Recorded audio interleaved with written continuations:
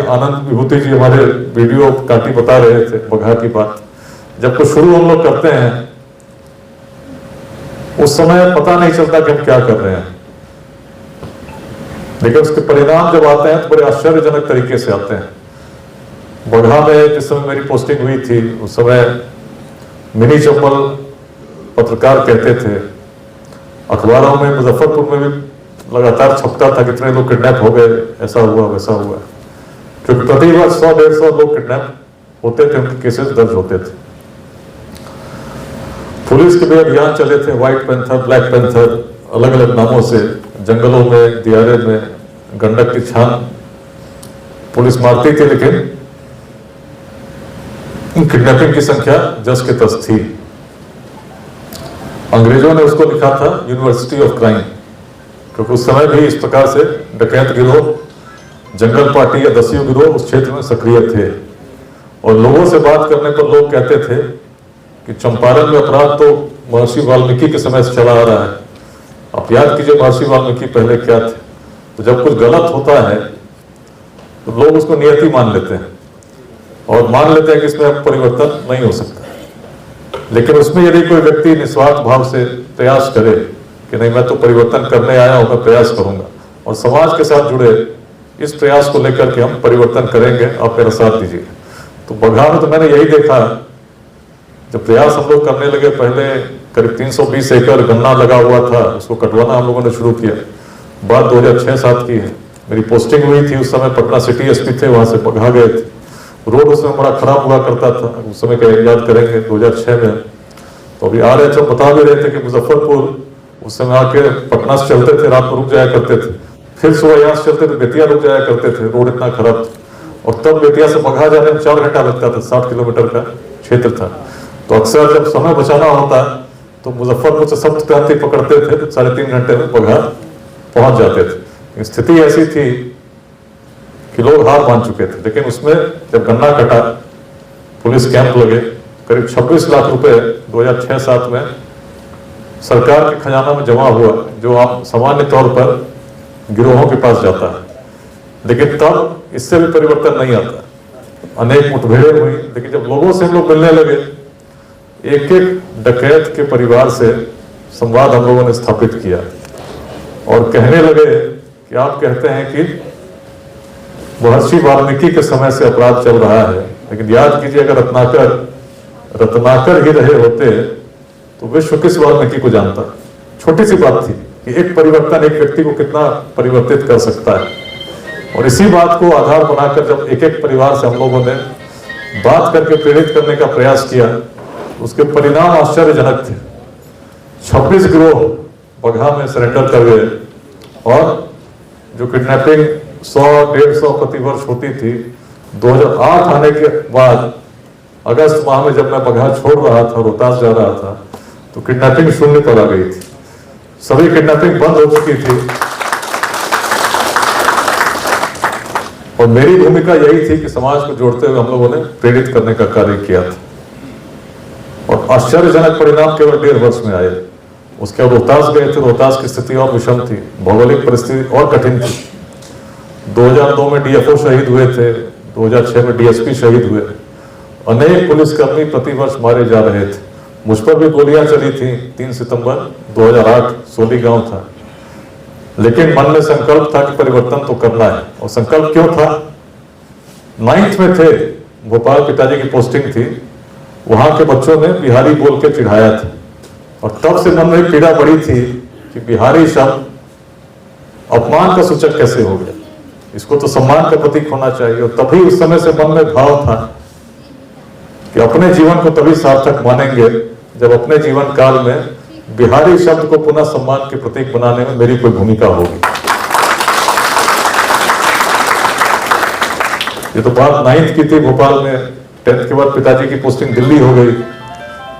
11th-12th में IIT की तैयारी किए और 12th में जब 1997 में आईआईटी की परीक्षा मैंने दी तो पेपर लीक हो गए और पेपर लीक का केंद्र भी बिहार था।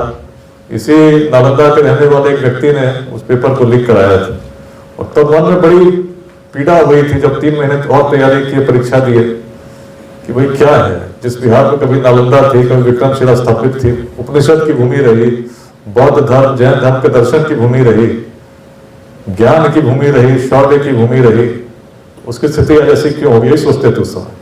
और तब सोचते सोचते मन में भाव जगा और सुदृढ़ होता गया कि अपने जीवन काल में बिहार को बदलने का कुछ तो करना है।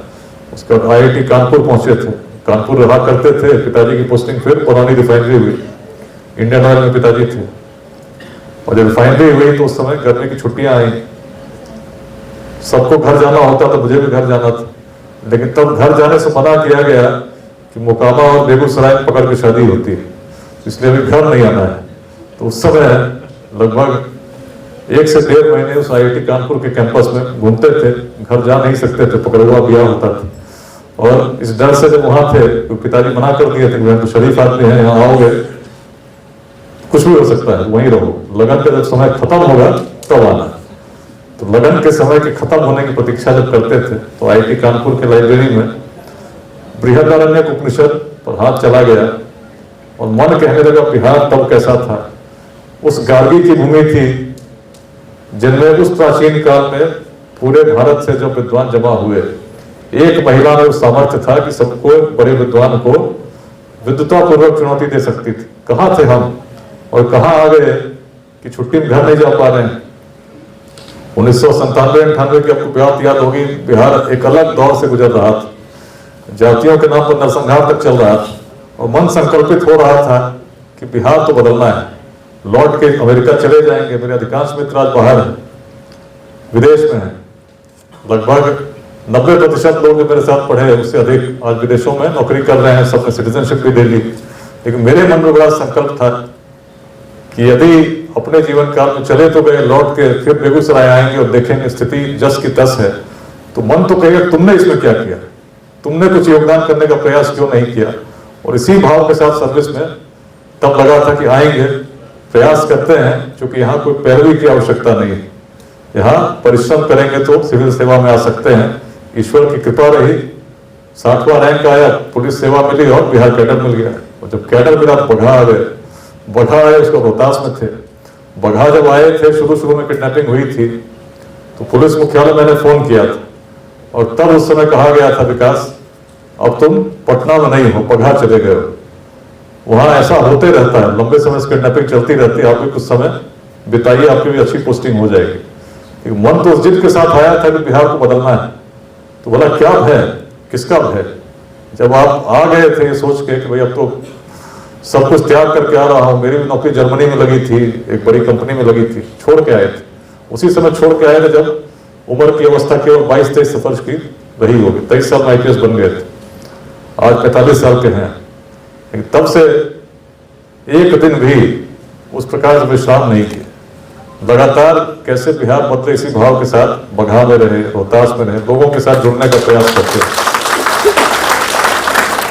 और इसीलिए जो सामान्य रूप में छुट्टी होती है लोग आराम करते हैं।